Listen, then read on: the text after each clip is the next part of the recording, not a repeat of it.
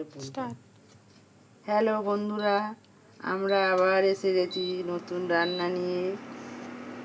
মাছটা আগে ভেজে রেখেছিলাম, সেই পুকুরের মাছ। মাছটা ভেজে রেখেছিলাম। এখন আমি কড়াইতে তেল রাখাই আছে, সেই তেলে ফোড়ন দেবো, তেজপাতা আর ডালচিনি আর দুটো ফাটিয়ে রাখা গরম মশলা। কেউ কেউ বেটেও দিতে পারো হয়ে আসার সময়, এটা যে যা স্বাদ অনুযায়ী। আর অল্প সামান্য চিনি দিলাম, দিয়ে একটু গরম হলে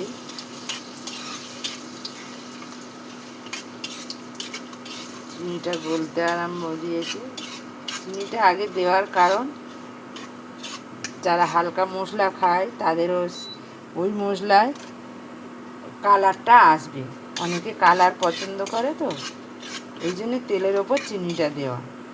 এবার দিয়ে দিচ্ছি আদা বাটা 1 চামচ আর টমেটো বাটা।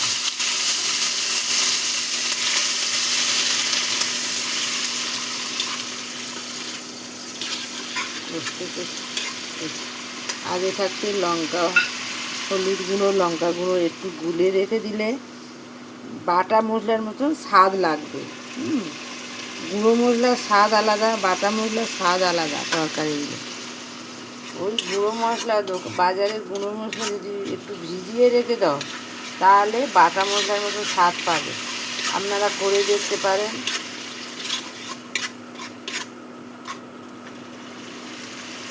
এবার মশলাটা দিয়ে দিচ্ছি। দুটো কাঁচা লঙ্কা চিড়ে রাখা ছিল, সেই দুটো দিয়ে দিলাম। একটু কষতে 2 মিনিটের মতো কষতেই হবে। এই তেল ছাড়ছে, তেল ছাড়ার পর এবার মশলাটা দেবো, যে মশলাটা ফেটে রেখেছিলাম।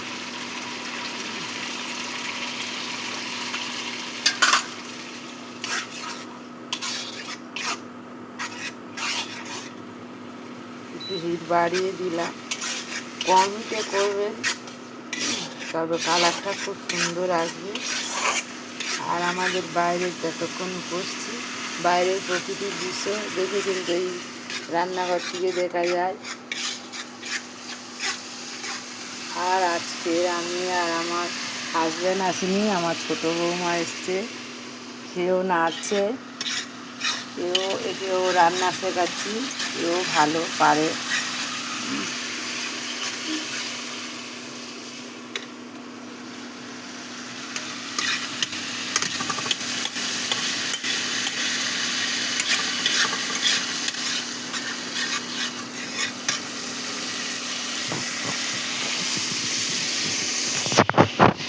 এবার সর্ষে পোস্ত বাটাটা দিয়ে দিলাম।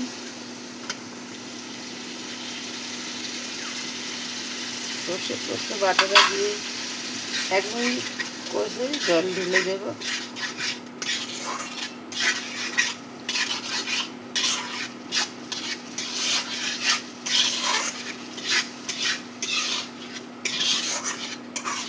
দেখুন সাইড দিয়ে তেল ছাড়ছে।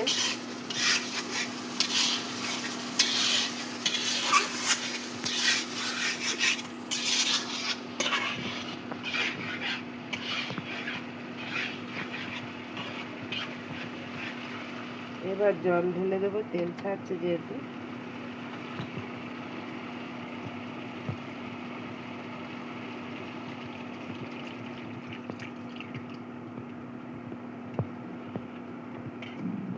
দেখুন কত সুন্দর কালারটা হয়েছে, আরও সুন্দর কালারটা, খুব সুন্দর হবে। টক করে দিলে খানিকক্ষণ পরে তরকারিটা ফুটে উঠেছে। এবার মাছগুলো দিয়ে দিচ্ছি, আর জাস্ট 2 মিনিট ফোটাবো, কেননা মশলাটা ভালো করে কষে নিয়েছি তো। 2 মিনিট ফোটানো হয়ে গেলে গ্যাসটা অফ করে দেবো। ততক্ষণ ফুটতে থাকুক।